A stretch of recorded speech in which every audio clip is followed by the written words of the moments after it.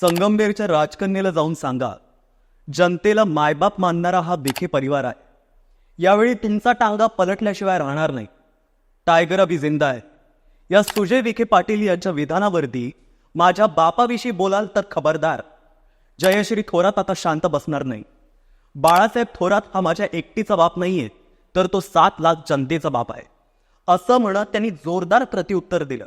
पक्षाने मला उमेदवारी दिली तर मी संगमनेरमध्ये उभा राहून मुख्यमंत्री पदाचं स्वप्न पाहणाऱ्यांना आमदार सुद्धा बनू देणार नाही, असं सुजय विखे पाटील म्हणाले. यानंतर महायुतीच्या प्रचारादरम्यान त्यांनी थोरात कुटुंबावरती टीका करायला सुरुवात केली. थोरातांकडून विखेंना त्याच प्रकारचं प्रत्युत्तर मिळालं. हा वाद फक्त वाकयुद्धपुरताच मर्यादित होता, पण तळेगावातील सभा होत असताना भाजपाचे वसंतराव देशमुख यांनी एक आक्षेपार्ह विधान केलं आणि हा वाद टोकाला गेला. वसंतराव म्हणाले की जयश्री थोरात म्हणतात की माझा बाप जनतेचा बाप आहे, मग तुला झालेली मुलं तरी तुझीच आहेत का? वसंतरावांनी हे वाक्य बोललं आणि हा व्हिडिओ प्रचंड व्हायरल झाला आणि यामुळे अख्खा संगमनेर जिल्हा पेटला. सुजय विखे भाषणाला उभे राहताच काही महिलांनी स्टेजवरती ताबा मिळवला. सुजय विखेंना आपलं भाषण आटोक्त घ्यावं लागलं, पण ते गाडीत बसत असताना महायुतीच्या काही गाड्यांवरती हल्ला चढवला गेला.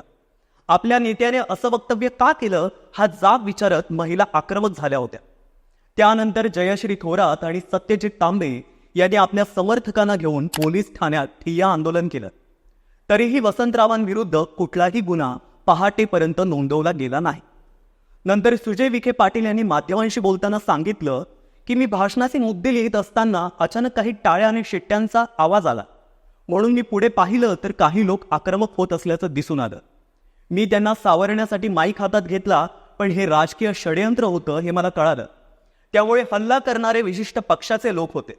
वसंतरावांनी केलेलं विधान चुकीचं आहे, त्यांच्या विरुद्ध प्रशासनाने कारवाई करावीच, पण ज्यांनी मुद्दाम आक्रमक होत हल्ले केले त्यांच्या विरुद्ध सुद्धा कारवाई झाली पाहिजे, अशी मागणी त्यांनी केली. त्यामुळे पुन्हा एकदा खळबळ उडाली.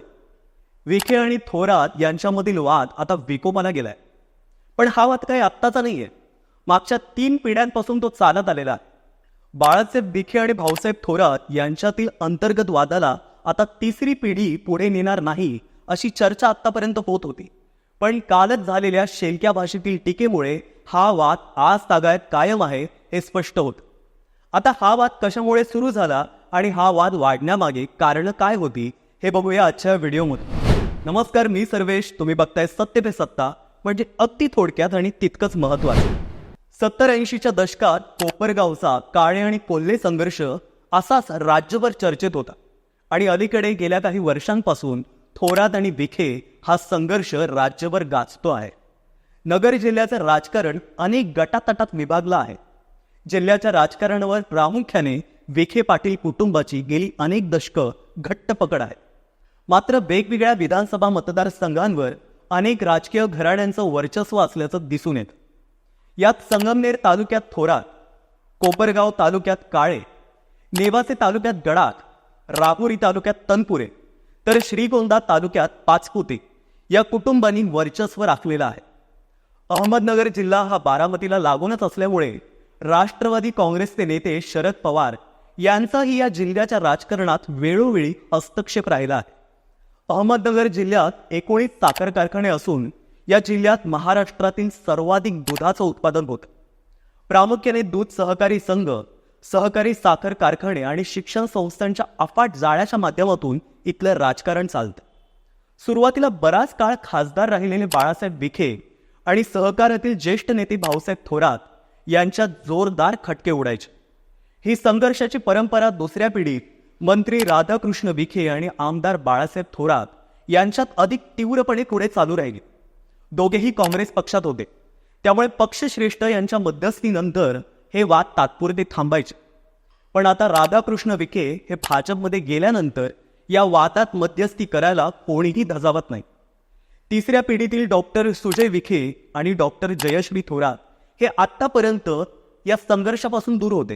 त्यांनी कधीही एकमेकांना लक्ष केलं नाही. पण विधानसभा निवडणुकीच्या पार्श्वभूमीवर या दोघांमधील वादाला आता तोंड फुटल्याचं दिसतंय. सहकारी संस्थांचे सर्वाधिक जाळे असलेल्या अहमदनगर जिल्ह्याचं राजकारण हे आतापर्यंत सहकारी संस्थांच्या मार्फतच होत आलंय. अहमदनगर जिल्ह्यामध्ये 2 लोकसभा मतदारसंघ येतात. पहिला अहमदनगर, दुसरा शिर्डी. शिर्डी हा परंपरेनुसार अनुसूचित जातीला राखीव आहे, तर अहमदनगर हा मतदारसंघ खुला असल्यामुळे इथे पाटील विरुद्ध विखे हा सामना वर्षांपासून सुरू आहे. 2024च्या लोकसभा निवडणुकीत हा सामना विखे विरुद्ध निलेश लंके असा झाला होता.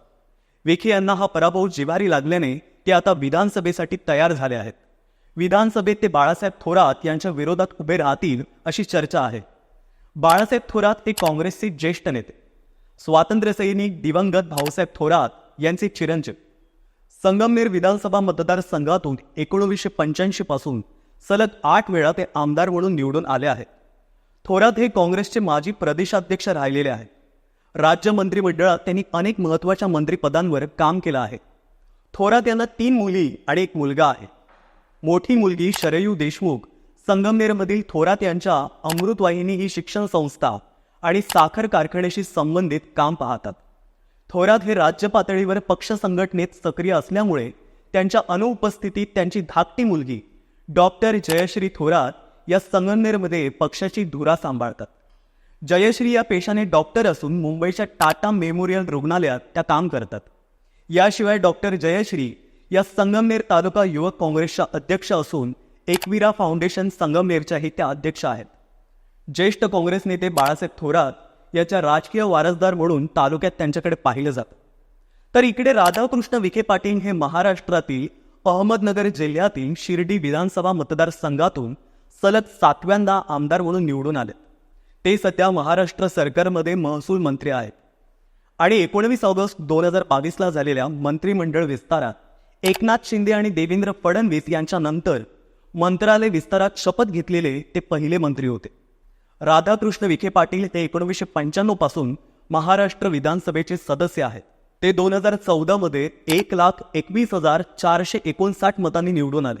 2019 मध्ये विक्रमी म्हणजे 1,32,316 मतांनी ते निवडून आले. महाराष्ट्रातील अहमदनगर जिल्ह्यातील शिर्डी येथून ते 7 वेळा अपराजित आमदार होते.